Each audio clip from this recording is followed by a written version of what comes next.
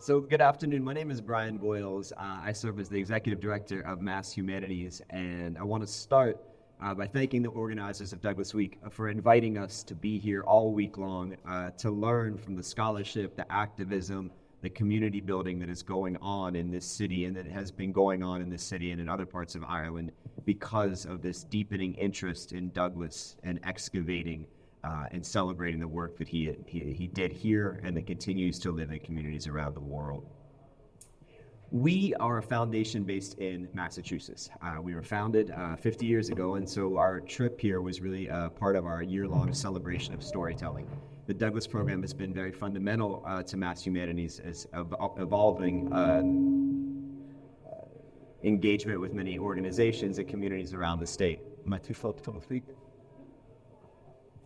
And quickly, before we hear today's presenters, I wanted to talk a little bit just about how we were able to fund these scholarships, because I think it's important to understand it as a larger effort around the country to better understand the promises made on the 250th anniversary of the American Revolution, the things that we want to see the humanities do as far as conversation starters over the next couple of years.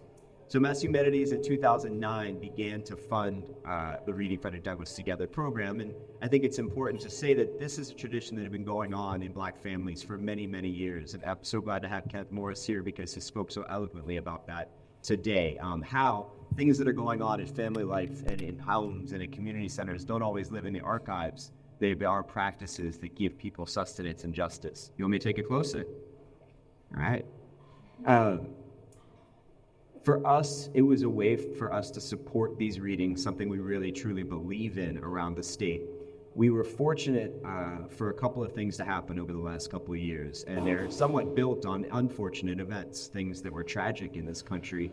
There was growing interest in using Douglass's words as a way to bring people together. So while the program started in 2009, it was really in 2021 and 2022 and now to today that we're seeing this really rapid growth in this tradition around Massachusetts. I have to recognize and credit my colleague, Dr. LaToya Bosworth, who's been such a huge part of that growth. Please applaud. And what Toya understood, I think, was that the easier we made it to trust the folks out there, to take a little bit of funding and do what they felt was necessary for their communities, the more we would see Douglass' truths reflected in the work that they do. And I think we're still doing that. As some context, there were 9 of these readings in 2019. There were 40 last year. We're on pace to break that record again, and we had been honestly hoping to have it up to 20 a year. But it has really, really grown, and I think the integrity of it is based on the fact that it is a grassroots program where people decide how they want to do that work. Another thing that was helpful at that time was in 2022, the National Endowment for the Humanities, for which we are a state affiliate, provided funding through an initiative called A More Perfect Union, which was to really look at the use of the humanities in public life in order to prepare for the celebration of the Declaration of Independence in 2026. The first thing that came to mind for us was the speech. We had been seeing how this speech puts a critical eye on the promises and contradictions in that founding document, and we wanted to figure out ways to support more folks. So we funded about 20 of the readings using that grant, and we also had said that we wanted to deepen the scholarship around Douglass's life in Massachusetts and this tradition. How do we know where this tradition came from? How can we bring more people to the table for it? And how can we show Massachusetts communities that there is a speech, there is a speaker, but there were people all around who hosted him, who worked to support him as he traveled. And I think that goes to a lot of the things we talked about this morning. This is a very large community that was doing work and is sometimes not seen when we name a particular speech. So we were fortunate to put out a call and find 2 amazing scholars, both based in Massachusetts. And that's who you're going to hear from today. They're both going to be presenting papers that they produced through this A More Perfect Union initiative. These are papers of scholarship that we will be publishing in the coming months as part of, I think, all the reflection we'll be doing and putting forward after this trip. So I'm going to introduce someone I've got to know very well over the last couple of days and really appreciate. Desiree Taylor is an educator and a scholar. She has done more than 100 programs around Massachusetts for students. She holds a master's degree in American Studies from the University of Massachusetts at Boston. And she's also done work at the Boston Athenaeum as well as other organizations. She is a native of Texas, but she lives in North Adams. Desiree, it's so good to have you here today. Thank you so much, Brian. I'm really happy to be here today, and I'm happy that all of you are here. And I'll just say a little bit more about that research.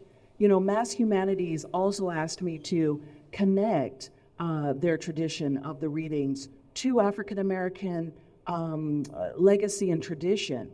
And so I started to think, you know, what is African American legacy and tradition? Who's to say? You know, so I started looking carefully, and what I found is two things really pop up in songs, in books, in celebrations, Juneteenth, Black History Month. Two things, celebration and truth-telling.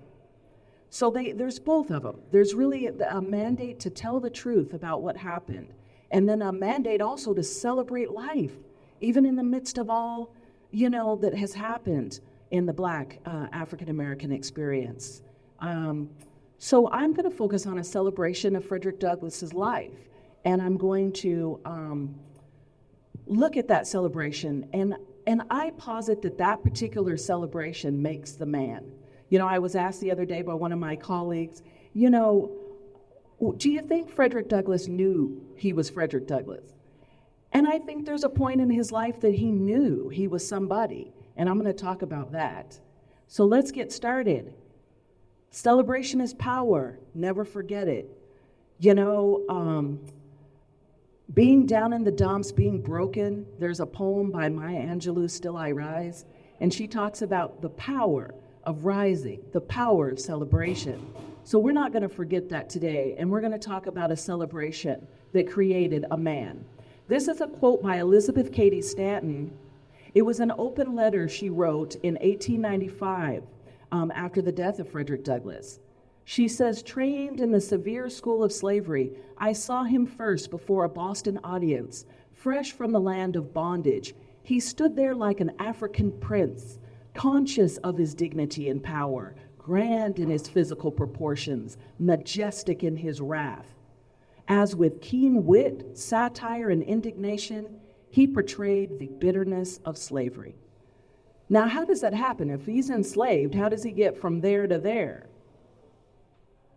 We're going to talk a little bit about his childhood. For those of you who are like, what is this artistic thing there on the screen? It's a desert. You know, there's just nothing there.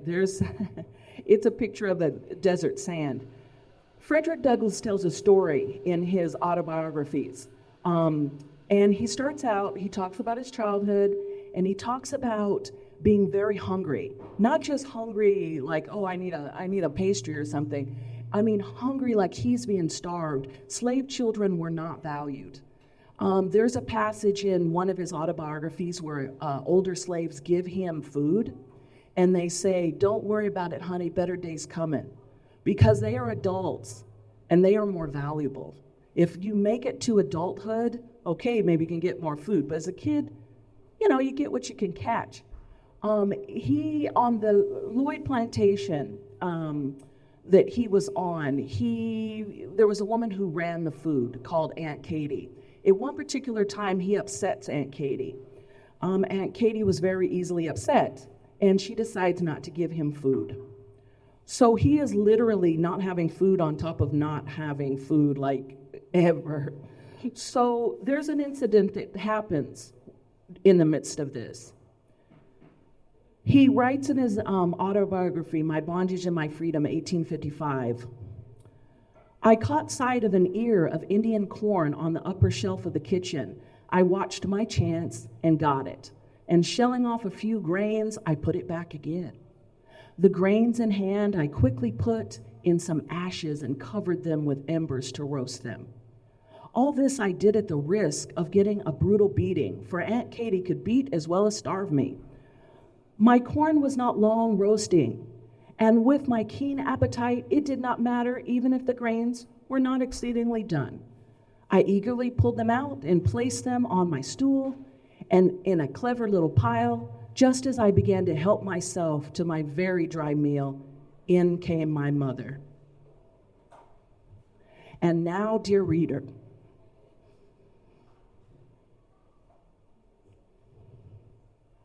You guys, I'm going to have some tears during this. And I was talking to somebody earlier. The tears are not sentimental. They're simply from telling this kind of truth-telling. A scene occurred which was altogether worth beholding. And to me, it was instructive as well as interesting. The friendless and hungry boy in his extremest need, and when he dare not look for succor, found himself in the strong, protecting arms of a mother who was, at the moment, being endowed with high powers of manner as well as matter, more than a match for all his enemies. I shall never forget the indescribable expression of her countenance when I told her that I had had no food since morning, and that Aunt Katie had meant to starve the life out of me. There was pity in her glance at me, and a fiery indignation at Aunt Katie at the same time. And while she took the corn from me and gave me a large ginger cake in its stead, she read Aunt Katie a lecture which she never forgot. That night I learned the fact that I was not only a child, but somebody's child. Somebody's child. The sweet cake my mother gave me was in the shape of a heart, with a rich dark ring glazed upon the edge of it. I was victorious as well and well off for the moment, and on my mother's knee, better than a king upon his throne. That's from My Bondage and My Freedom, 1855. He says also in that book, the counsels of her love must have been beneficial to me. The side view of her face is imaged on my memory, and I take few steps in life without feeling her presence, but the image is mute, and I have no striking words of hers to treasure up. This is important because it shows that I believe it was at that moment when he realized he was somebody's child that he became Frederick Douglass. He credits his mother. He says that a field hand should learn to read in any slave state is remarkable. But the achievement of my mother, considering the place, was very extraordinary. And in view of that fact, I am quite willing, even happy, to attribute any love of letters I possess, and for which I have got, despite of prejudices, only too much credit to my admitted Anglo-Saxon paternity, but to the native genius of my sable, unprotected, and uncultivated mother, a woman who belonged to a race whose mental endowments it is, at present, fashionable to hold in disparagement and contempt. That also is in My Bondage and My Freedom. To show how important his mother was in the formation of this man, this is from the Life and Times of Frederick Douglass. This was his last autobiography. He talks more about his mother. He says, my grandmother's 5 daughters were hired out in this way, and my only recollections of my own mother are a few hasty visits made in the night on foot, after the daily tasks were over, and when she was under necessity of returning in time to respond to the driver's call to the field in the early morning. These little glimpses of my mother, obtained under such circumstances and against such odds, meager as they were, are inevitably stamped upon my memory. She was tall and finely proportioned, of dark, glossy complexion, with regular features, and amongst the slaves was remarkably sedate and dignified.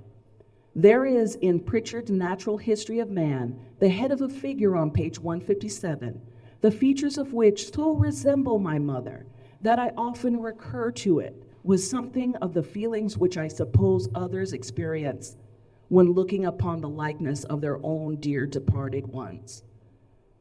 Now, this is a man who doesn't even have a photograph of his mother. He's looking in books for something that looks like her. I want to make this passage clear. She was a field hand.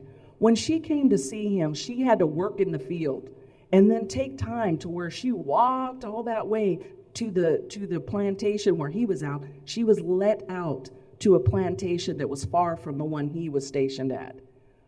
And then she had to turn around in the middle of the night and get back in time to work the field in the morning. Well, what do y'all think?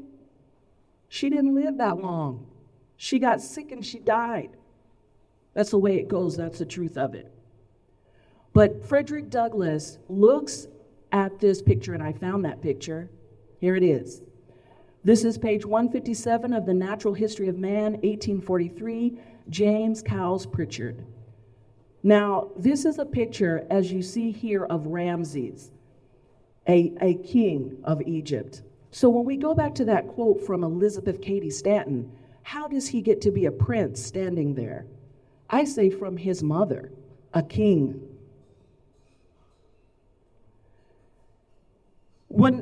Another thing that Frederick Douglass was familiar with about his mother is apparently she could read. She could read, and now it kind of makes sense that I don't know if she baked cakes when she brought that cake, or if she bartered reading a letter for somebody in exchange for them baking the cake. Who knows how she got the cake that she brings to him? But it's also rumored that she could read, and that's what he's talking about, any love of letters that he might have. And again, here's this Maya Angelou poem. Into a daybreak that's wondrously clear, I rise, bringing the gifts of that my ancestors gave. I am the dream and the hope of the slave. I believe he was the dream and the hope of his mother. Okay, here is a quote from a speech that we talk about, that we do here at Mass Humanities. It's What's to the Slave is the 4th of July from 1852. It says, the fact is, ladies and gentlemen, the distance between this platform and the slave plantation from which I escaped is considerable, and the difficulties to be overcome in getting from the latter to the former are by no means slight. How can we even understand what Douglass went through? How can our scholars understand what Douglass went through? This is a beautiful book. Many people have hailed it. It's called Prophet of Freedom. It's about Frederick Douglass. It won the Pulitzer Prize. It's by David W. Blight. He's a professor at Yale. The book has been hailed all over the world, obviously, by getting the Pulitzer Prize, but I have some issues with this book. And I'm going to talk about that today in relationship to Frederick Douglass's mother. And let's remember the distance between which he came from to that platform is vast. And I don't think Dr. David Blight really gets it. In his Prophet of Freedom, he says, Frederick only saw his mother in the first years of his life.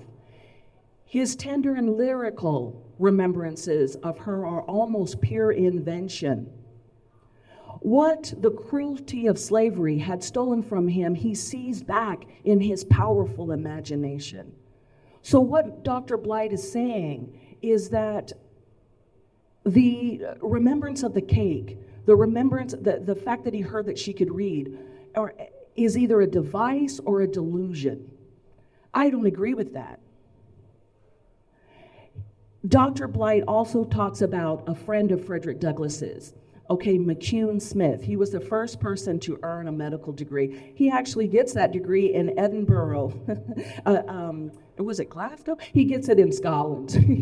He gets it in Scotland. But his friend McCune Smith is who we're going to talk about here. He says that, according to Smith, it was Douglass's wonderful memory that made his autobiographical writing so powerful. But he says here, Smith, followed Douglass down the romantic but blind alley of his mother's literacy as a source of his writer's skill. Let's kind of analyze to see if we think that that Frederick Douglass was using the story of his mother and the cake as a delusion or a device. Here is the part about the delusion. I say proves that he was, or a device, that he was not using that story as an abolitionist device. He says in the speech, What to the Slave is the 4th of July, he said, would you argue more?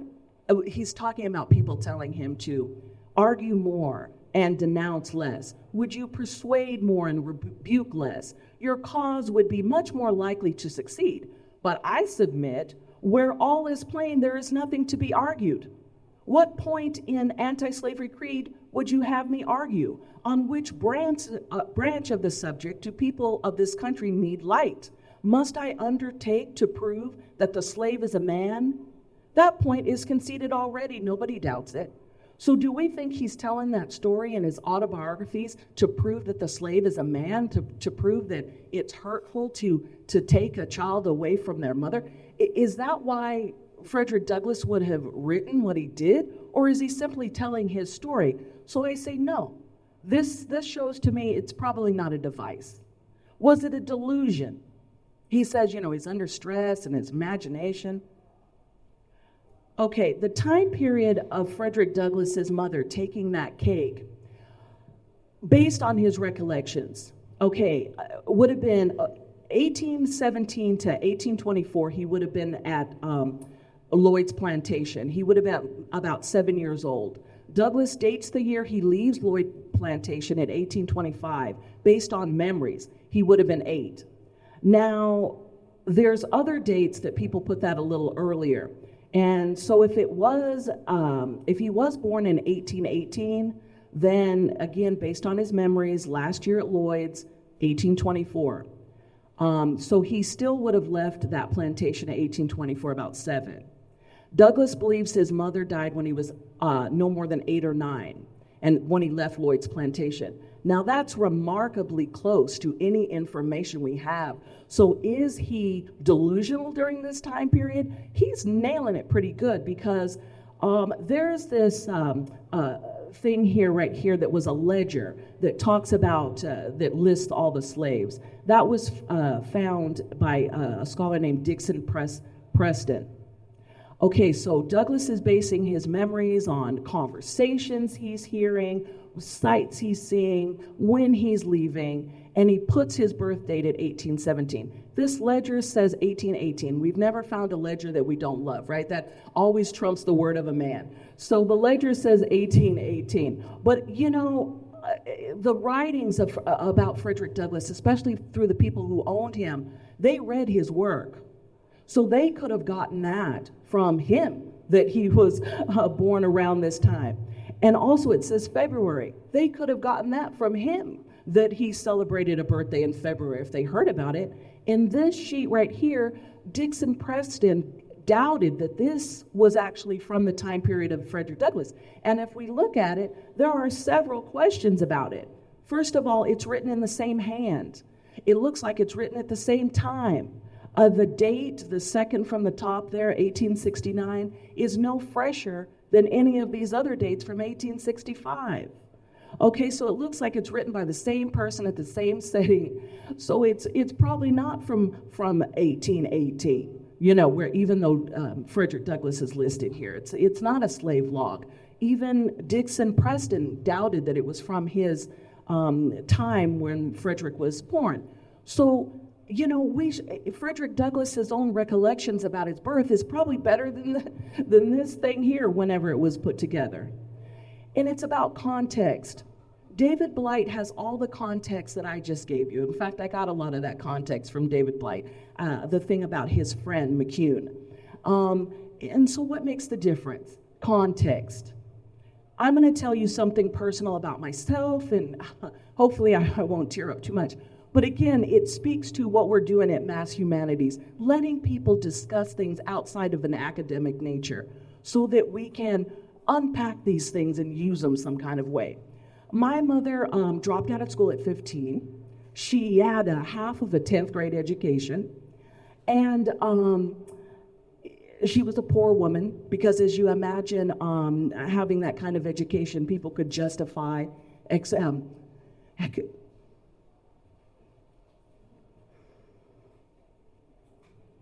economically exploiting her. But my mother, for whatever reason, this is before the internet, she managed to hear about the Egyptian Book of the Dead. She managed to acquire it, read it, and understand it. Here is a picture, and if you don't know what the Egyptian Book of the Dead is, it's collections of things like scrolls and artifacts that people put instructions for the dead on it in ancient Egyptian religion, so that their dead could read these things and understand how to travel the afterlife. So those have been gathered together, and it's called the Egyptian Book of the Dead. Now, my mother knew about that, and I have a suspicion why I know why my mother did it. She was interested in spirituality. People were telling my mother, religion says this, religion says that. So she wanted to form her own opinions. That influences how I'm going to read Douglass. Why does his mother learn to read? I'm guessing religion. Religion was telling her, slaves, attend your master, listen to your master. She probably wondered, did God make me for this? Maybe I will learn to read and read that Bible and see what's being said. So I can understand that story about Douglass through the eyes of my own experience. I happen to be mentioning something about Isis and Osiris in front of a man who was professional, college-educated, middle class, and he literally laughed at me. He said, Isis and Osiris are not real. They are from Saturday morning cartoons. And if you were having a game show and you said, who is going to help you answer questions about ancient Egyptian religion? A woman who dropped out of school at 15. She has half of a 10th grade education. She's poor. Or you can pick this college-educated professional man who has a professional job. Who do you pick to help you answer questions about ancient Egyptian religion? If you pick the man, you have picked the wrong person. Pick that woman who dropped out at 15 because she's the one who's acquired it, read it, understood it, and talked about it. This other guy thinks Isis and Osiris were created by Warner Brothers or some such. I don't know. So he's wrong.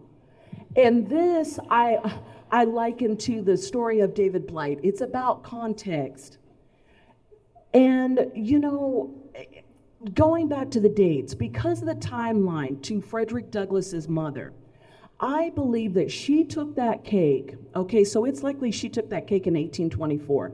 If so, it's 200 years ago this year that Harriet Bailey walked that 12 miles to Lloyd's plantation from Mr. Stewart's plantation where she was a field hand with that cake. If the trip was for Douglass's birthday actually in February, that means that Valentine's Day in February of this year was 200th year anniversary of that walk. Now my mother, because of the injustice and exploitation piled upon her, my mother also died untimely. And I think about my mother, and she did not win every battle she fought, but she won a few. And I think that is the same with Frederick Douglass's mother. She died as a slave. She didn't win every battle she fought, but she won a few. And I'm saying that she walked that cake, and we need to celebrate that cake. 200-year anniversary this year. And that, all of our stories are built upon each other.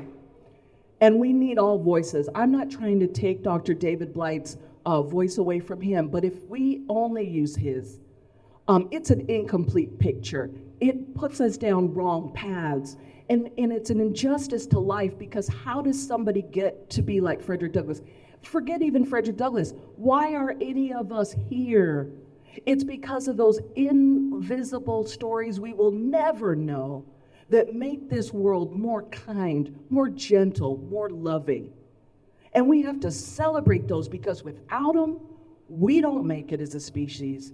So I'm not allowing David Blight to take that celebration from me or anyone else.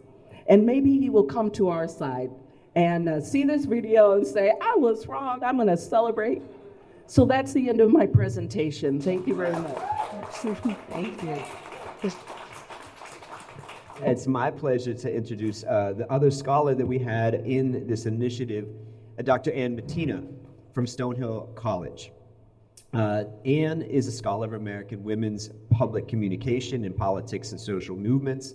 In addition to her research on women's labor activism, she has also published on the relationship between the media and female candidates along the persuasive activities of first ladies. Her work has appeared in publications like Women's Studies and Feminist Formations. Am? Both sides. Thank you so much. I'm happy to be here today. I'm very excited to talk with you about Frederick Douglass in Massachusetts. I've cut my program, my presentation short. If you've heard it before, I took the biographical information out just to save some time, because it is, most of the biography piece is obviously well known, although we keep learning new things all the time. Thank you, Desiree. I'd like to also thank LaToya Bosworth for supporting me all the way through my research in this fellowship, and Mass Humanities and Brian and all the great folks who are working to get the story of Frederick Douglass, a more complete story of Frederick Douglass for the people of Massachusetts and the world. So thank you so much.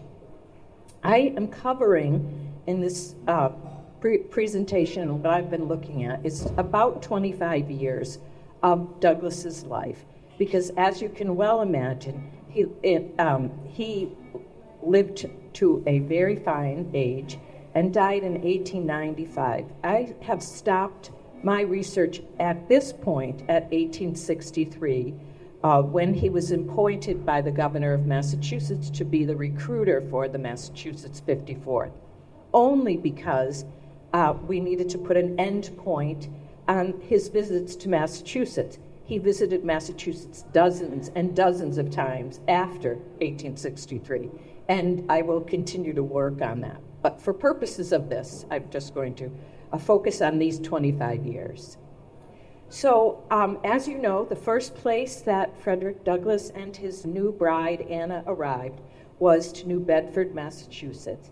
In 1838, when he arrived in New York, as under the guise of sailing as a sailor from Baltimore, he stayed at the home of David Ruggles, who was an abolitionist, and that's where Anna met him, and they got married in Ruggles's first, in his parlor. At the time, Frederick took the last name Johnson, and they were Mr. and Mrs. Johnson in the first couple of weeks of their marriage. However, when they were traveling to New Bedford, they went to stay with Nathan and Polly Johnson, and that's who was going to host them when they first got to the city. And it was decided that they should choose a different name. So Frederick came up with Douglass. And as I said, they lived with Nathan and Polly at 21 7th Street in New Bedford. The house still stands. It's the home of the New Bedford Historical Society, and it is directly across the street from a marvelous new installation called Abolition Row Park. He found work on the docks. In 1839, their first child, Rosetta, was born, and then the Douglass family moved into their own home. He also heard Garrison speak for the first time, William Lloyd Garrison, founder of the New England Anti-Slavery Society, which then later became the Massachusetts Anti-Slavery Society. And he began his civic career at the age of 21 as a preacher and a lecturer, both in black churches and in anti-colonization organizations. Just a little bit of background about what life was like in New Bedford at this time. Before the Civil War, when their participation in industry was most marked, African American were present in relatively greater numbers in the many trades supporting the whaling industry than they were on crews. They were blacksmiths, coopers, caulkers, shipwrights. Some were outfitters, agents, and owners of shares of vessels. African American men and women alike were boarding house keepers. Still, even as shoreside wages increasingly dwarfed what men could earn at the sea, let me go back to that. Many African American tradespeople, like many whaling men, balanced precariously on the poverty line. And this is from a book that was recently published by the National Park Service on the communities of whaling, peoples of Wampanoag, African, and Portuguese descent, 1825 to 1925. Frederick soon had a reputation of being a very skillful orator and someone with a very bright intellect and ability to attract crowds. Of course, some of this was probably the result of his very commanding physical presence.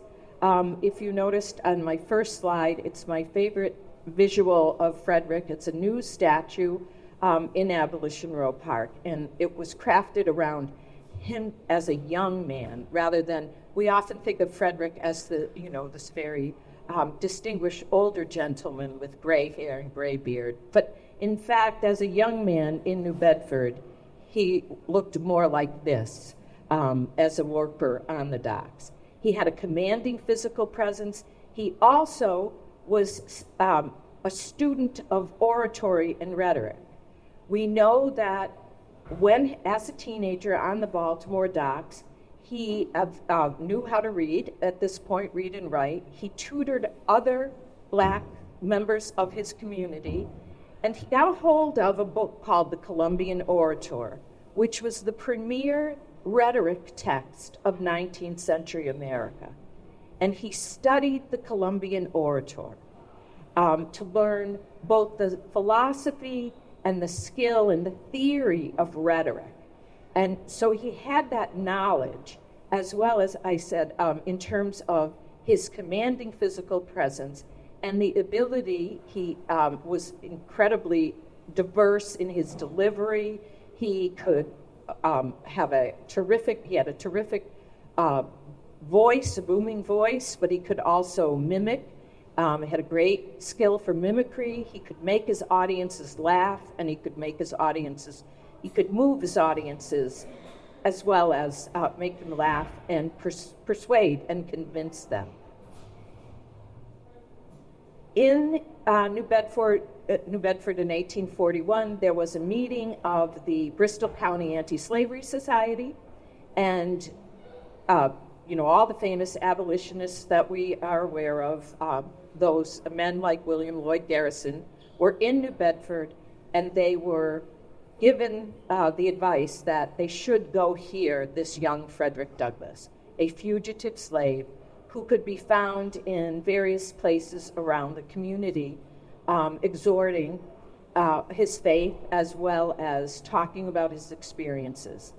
Douglass and John Collins, who was the president of the Massachusetts Anti-Slavery Society, sought Frederick out, issued him an immediate invitation to join them on their next stop on their travels, which was in Nantucket, invited both he and Anna to go to Nantucket with them as, to participate in an anti-slavery meeting there. And it's here that Frederick delivers his first speech his first remarks. I wouldn't call it a speech per se, but his first remarks to a mixed sex and mixed race audience in Nantucket in 1841. It was an anti-slavery convention, as I said. Coffin, who was William Coughlin, who was a businessman from Nantucket, who also had a business dealings in New Bedford, invited them both to join the party, to go to Nantucket, and they for the first day and a half, Douglass listened to the speeches. He was compelled to speak out in support of a resolution condemning Northern prejudice against blacks. This is what the Athenaeum looks like today, but the original building looked like this. It's very similar, but this building that he spoke in burned down in the 19th century. At 23 years old, Douglass electrified his audience with his descriptions of his life in bondage. John Collins hires Douglass as an agent of the Massachusetts Anti-Slavery Society at the conclusion of the Nantucket Convention. Between 1841 and 1845, I've been able to find documentation along with it's not solely my research. Other people have written lists of places where he spoke, but I've added to those published lists. I've determined in those first 4 years as an agent, he spoke in 60 plus communities in Massachusetts. Total between 1841 and 1863, evidence of that he spoke in better than 120 towns and cities in the Commonwealth. So what would it be like? They would travel in a group. They would mostly horseback, the various agents from the mass anti-slavery, and they would travel on horseback, sometimes trains if they were going to a bigger city. They spoke in churches, lecture halls, sometimes town or city halls, not always. It was often tough for the abolitionists to get spaces to speak in because it was considered a very radical act on their part to be out there speaking against slavery. So a lot of times anti-slavery societies in various communities would set up events in groves or outdoor parks so that a private owner might have, or the society itself might own, and that would give them the freedom to have whoever they wanted come in and speak. So that was another place that they often spoke. This is Uxbridge, Massachusetts. I'm going to talk about Uxbridge in just in a few minutes, but this is a church where he spoke in 1845. Accompanying them very often to the meetings of anti-slavery societies were the Hutchinson family, which were a troupe of singers from New Hampshire who spoke or sang anti-slavery ballads. Often they were ballads that were adapted to other, more familiar music, so that the audience could join in with them as they were singing.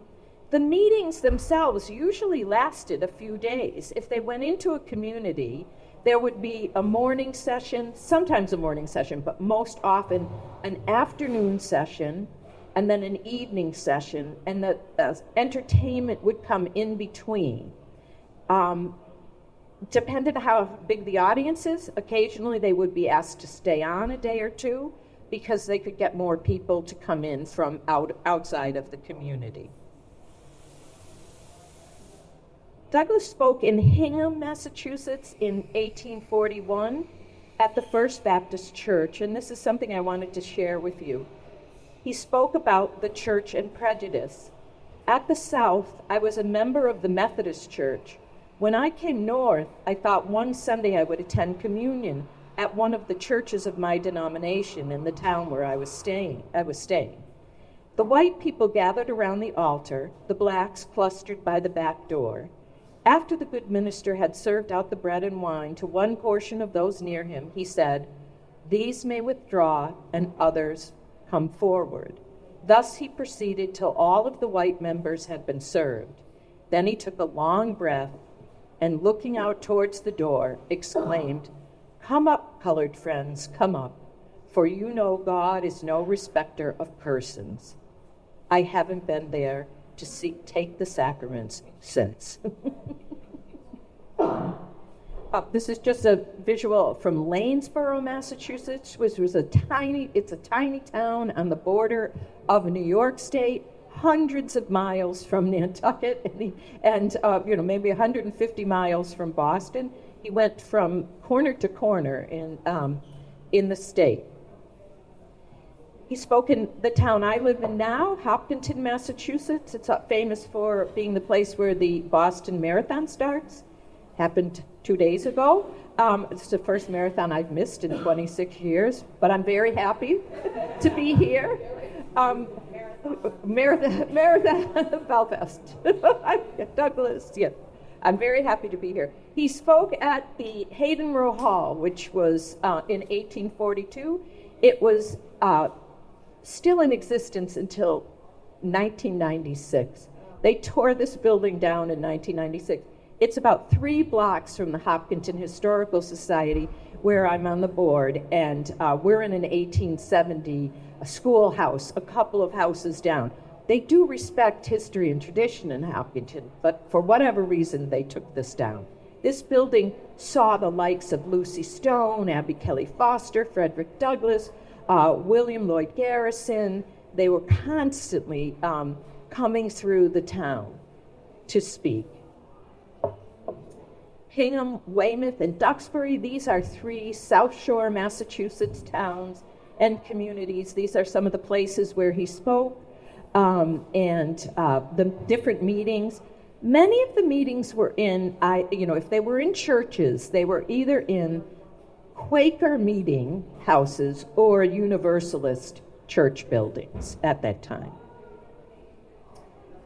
This is a rendering of an anti-slavery picnic, and that's the way the word was spelled in the 19th century, at Weymouth Landing. It's a beautiful portrait.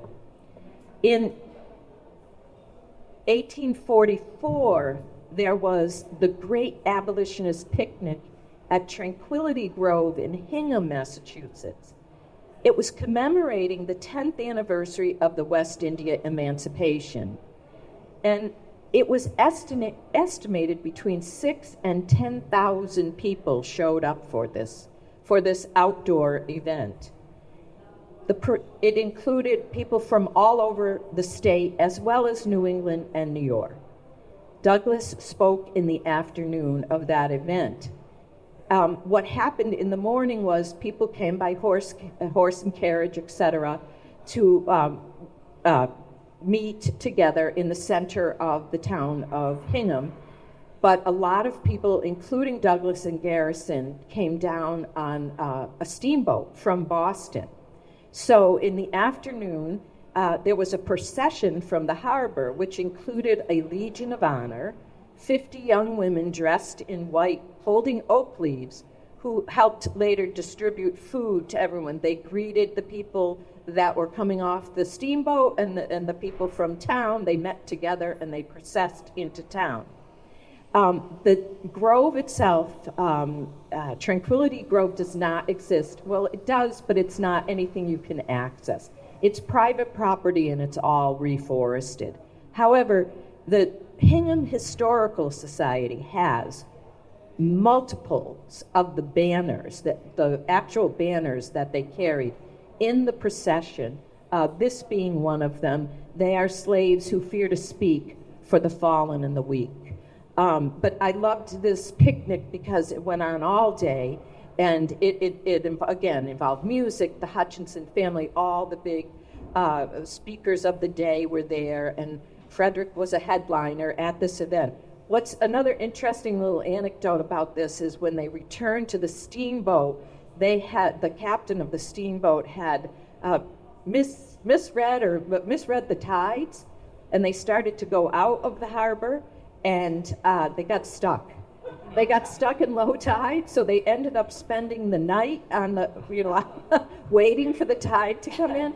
But evidently they held another meeting on the steamboat, and they sang and they preached, and Douglass and Garrison spoke, so they made the best of a very difficult situation. Concord, of course. He spoke in Concord multiple times. Northampton and Florence. Northampton is where Mass Humanities is located. Florence is a village of Northampton. He spoke there multiple times again, but in this time period, 1844 and 1845. He was a guest of David Ruggles, the man who had hosted he and Anna in New York, had moved to Northampton. And that's where he was, and he was a guest there. And this is also where he met Sojourner Truth. This is the Florence Congregational Church. Douglass actually spoke in a pine grove behind the church, which you can't get to. It's fenced off, and I'll tell you, your intrepid researcher decided I should get a picture of the pine grove. I had the picture of the church. I should get a picture of the pine grove. So it's all fenced off, and I started to climb up the fence with my camera to get a picture, and I realized behind the church is a nursery school. And I thought, I really should not be climbing over this fence with a camera in my hand. So as best as I could get is a few pine trees behind the church, and I managed to not get arrested. So Luther and H. This is the Northampton Association for Education and Industry. Was founded by Ruggles, also hosted. It was also part of the group of people that Sojourner Truth was involved with. She was worked there as well as used it as a place from which she also traveled around and spoke. Springfield, Massachusetts, in 1845, he spoke there as a mass anti-slavery agent. It's where he also met John Brown. John Brown lived and worked in Springfield, and Douglass made a point of going on a private trip to meet John Brown because he had heard all about him. He ended up staying the night with the Brown family. They were very close. They continued a friendship for the rest of Brown's life until Brown was executed in 1859. And Douglass and he, as a matter of fact, Douglass evidently met up with John Brown in a couple of days before Harper's Ferry. And John Brown was trying to convince him to come. It was his last-ditch effort to get Douglass to join him at Harper's Ferry. Douglass believed he could do more if he stayed safe. He knew how dangerous Harper's Ferry was, but he was totally committed to John Brown's mission. And I think it's really interesting for us to be aware of how close they were and how supportive Douglass was of Brown, despite the fact that many people, have distanced themselves from Brown through the years as being a fanatic and, that he was on a suicide mission. There's some new scholarship out there that puts a totally different perspective on Brown and and Harper's Ferry that if you're interested in this, I urge you to take a look at. In 1848, Douglass lectured at the Springfield Town Hall. This was the announcement in the Springfield Republican. He will undoubtedly draw a crowded audience. The reason why I put this picture of John Brown up too is because it's another young picture. This is not what he looked like when he was hung. This is a picture of the old Springfield Town Hall from 1850. In Boston, he spoke at all the places that you would imagine. Faneuil Hall. Faneuil Hall is currently, there's a big discussion in Faneuil Hall to change the name of the hall because Peter Faneuil, the man who it was named for, was active in the slave trade. But it certainly is one of the most famous venues of the city, and all sorts of important things, including Douglass's speaking, occurred in that hall. I would like to see it named for Frederick Douglass. That would be really a wonderful turnaround, I think, but I don't know if they're taking suggestions or not. We'll see. There was a mobbing in 1850 in which Douglass was at that particular event. It was to protesting the fugitive slave law. Douglass and others were on the stage, and there was a mobbing, and they were driven out of the hall. That's not the first or the last time that happened to him as a speaker. Other places are the Music Hall, the Melodeon Hall, which don't exist anymore, but the African Meeting House certainly does on Joy Street, and the Tremont Temple still exists on Tremont Street. So there are various places where he spoke in Boston that you can still visit. This is in 1860. This was at an event. This was commemorating, I believe, the 1 year anniversary of John Brown's execution. And you see this picture up here. It says, this was from Harper's Weekly, December 15th, 1860, and the caption says, "Expulsion of Negroes and Abolitionists from Tremont Temple, Boston, Massachusetts, on December 15th, 1860." And Douglass was one of the speakers in that crowd. So the other thing that I'm very interested in is how we memorialize Douglass and abolition in the Commonwealth of Massachusetts. Again, the new, relatively new statue in New Bedford of Douglass as a young man in Abolition Row Park. This is a memorial plaque to him in Lynn, Massachusetts, which was the second town in Massachusetts that the Douglass family lived in. After New Bedford, they moved to Lynn for Lynn claims his residency for 7 years. I'm not sure that's 100% accurate. Anna may have gone there earlier than he did, but I think they were still in New Bedford until at least 1842, but I could be wrong in that as well. But they did spend the next at least 5 years. That's where Anna stayed with the children while Frederick was here in Ireland, Belfast, and in the UK. She was there in Lynn. I showed you a picture of the Uxbridge Church earlier. This is out in front of the Uxbridge Church. It's a huge sign. I took this picture last October. It's the former Unitarian Church. It's on the State Register of Historic Places. The property is historically significant as one of Uxbridge's oldest houses of worship, as well as the site of a speech given by abolitionist Frederick Douglass in 1845. So this is a very relatively new memorial to Douglass, and a prominent one in this very small town in Massachusetts. Edgartown, Massachusetts, on Martha's Vineyard. Douglass was there in the 1850s. He spoke at both the City Hall and at this church, which has memorialized him with a plaque on the side of the building. It's still in existence, still has still has services there as well. This is the Frederick Douglass Memorial Park in Lynn, Massachusetts, and you see this gorgeous mural that's there.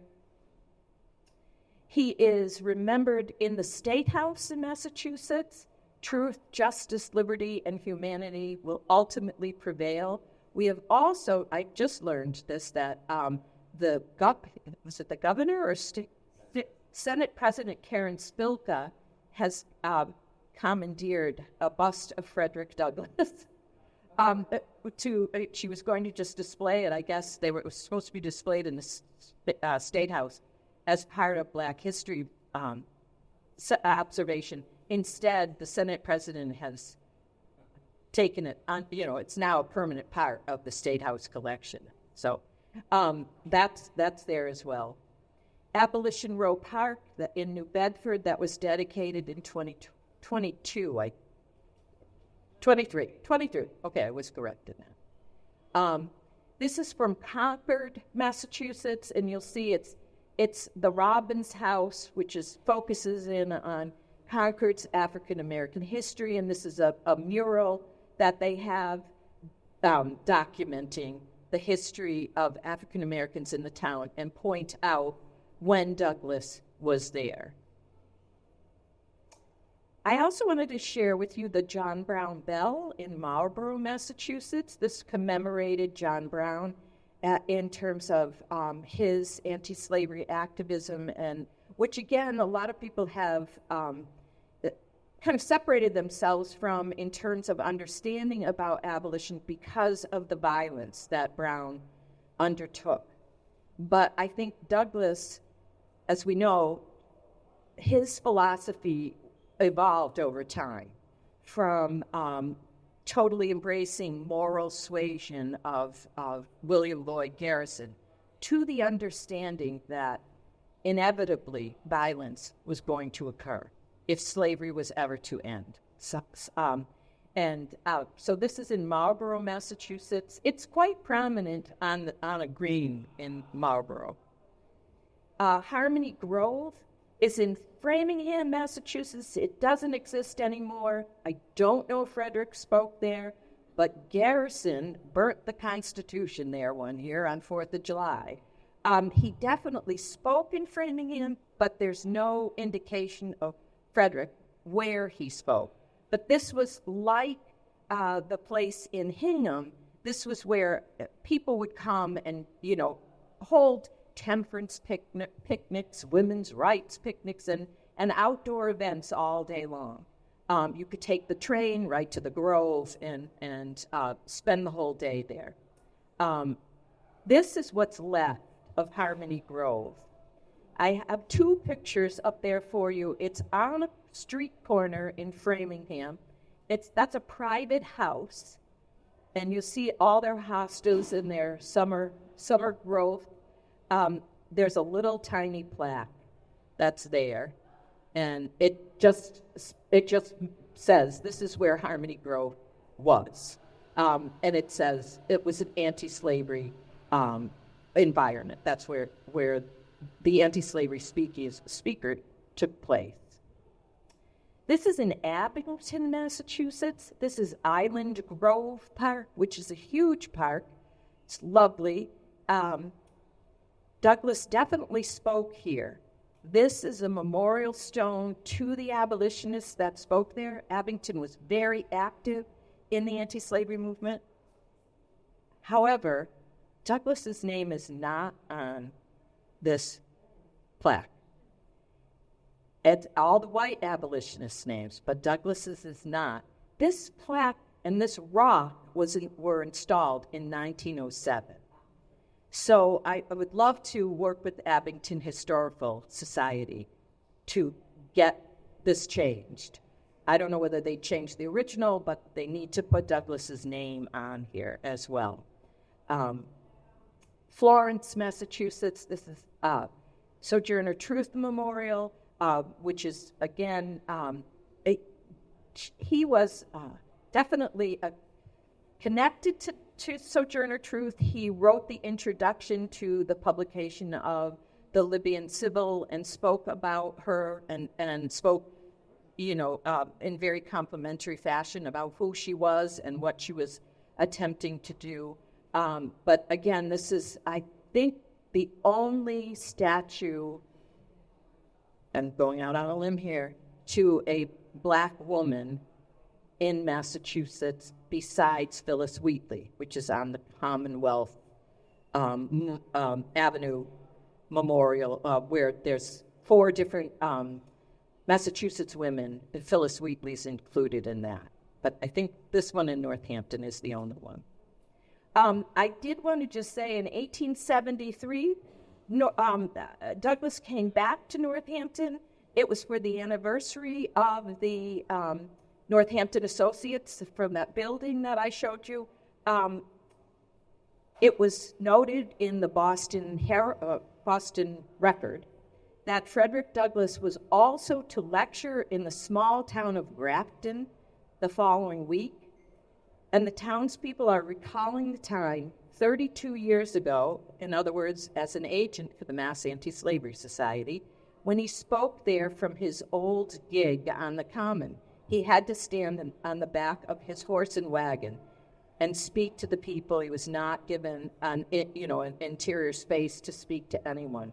So he went back in 1873 and addressed them from a church. It was impossible for him to get a hall to speak in the 1840s. So this time has changed. Another memorial to Frederick, amongst many others here in Ireland. Lee, my colleague Lee from Mass, and Jacob, my colleagues from Mass Humanities, took this photo this morning. And I said, could I put it on the end of my slide presentation for this afternoon to show an international memorial to Frederick Douglass on the Peace Wall in West Belfast? Did you say that was? It's in West Belfast. I mean, native of me is that gate to the left is the gate that closes at night between the Okay. Douglas and Honey represent. And so quite good. Right. Yes, very much so. So, in conclusion, Douglass spoke countless times. It's amazing how indefatigable his energy was. And we are so lucky to have had him as a citizen and then a continual visitor to Massachusetts. So thank you very much.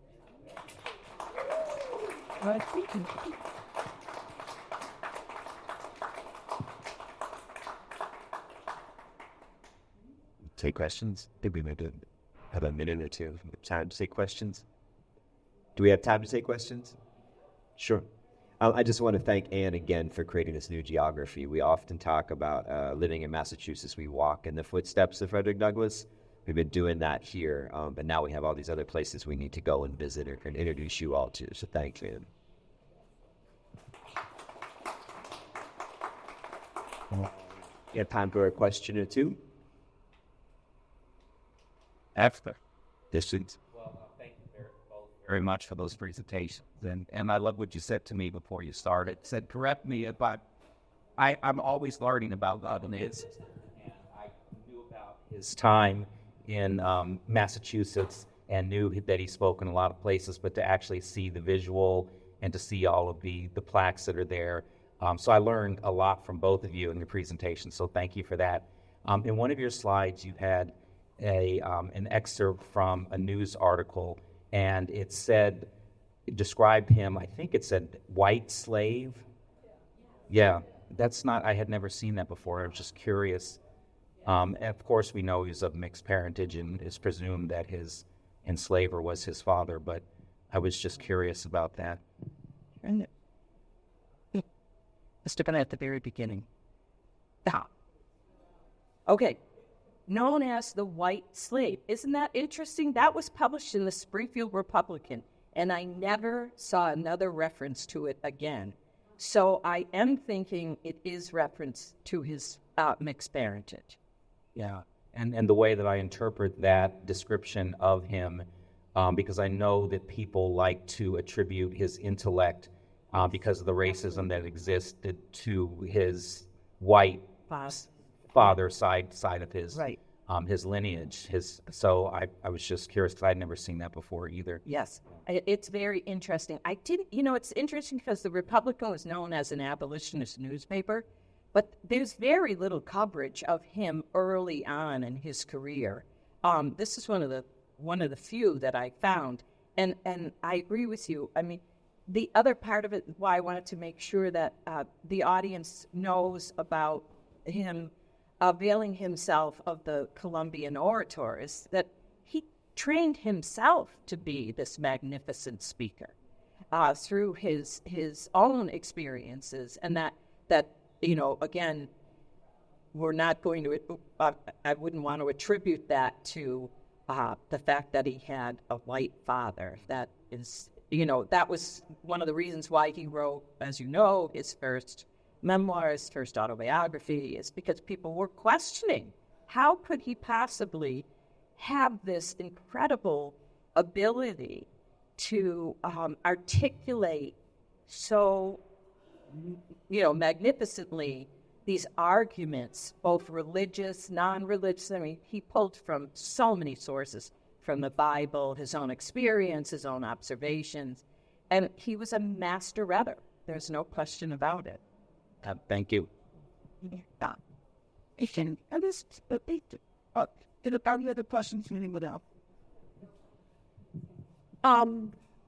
was struck by white slave too. 2 points. But in appreciating the comment about possibly whomever wrote this interpreted as being biracial. Is that, and but I'm also registering, in many times, whatever you look like, if you're perceived as black and you're, quote, you're really articulate.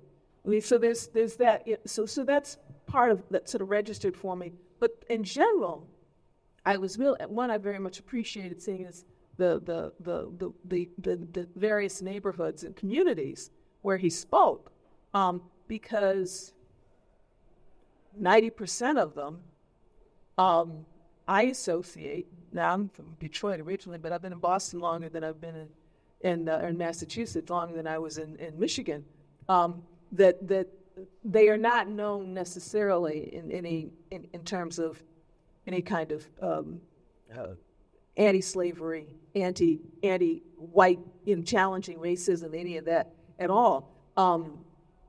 So I appreciate and wondered about that history, that there's another opportunity by locating all of the specific locations, and are there records of the people that were involved in those gatherings, or family records of people. Oh yeah, I remember I heard that so and so did, was at this meeting or something rather, because that would be another rich understanding about how the ways in which people that wanted to fight the good fight, when and where were they supported, when and where they were discouraged or demeaned or shut up. Well, there were well over 240 anti-slavery societies in Massachusetts. Both some were not integrated, many were integrated. There were quite a few all-female. I think there were 120 female anti-slavery societies only, and there's lots and lots of material out there. I have found records, or just what you said, references to him being in a town. One is from a diary in our own Hopkinton Historical Society. A man who was an active, his name was Samuel Dexter Wales. He was an active abolitionist. He was also a member of the Massachusetts House of Representatives, and he writes about going with his niece to hear Frederick speak in the 1850s. So it didn't take place in Hopkinton, but it was a Hopkinton recollection. And there's more of those. I actually have some letters from people who wrote to him after, they're letters that are available to all, but they're letters from people who heard him speak and wrote to him afterwards, and also letters that he wrote to, like, William Lloyd Garrison about the audiences, which are really interesting too. So I think this is I've just scratched the surface. Yes. Anybody? You're on. Oh, I was just going to thank Desiree for your passion and your presentation. And it's good to know that in addition to the scholarship and what we've been talking about, and I turned to Celeste and I said, we've got some warriors in this battle ahead. So thank you very much for that.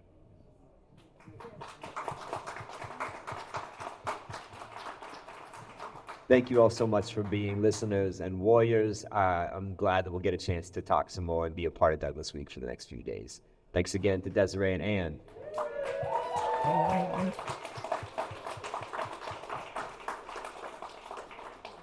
What?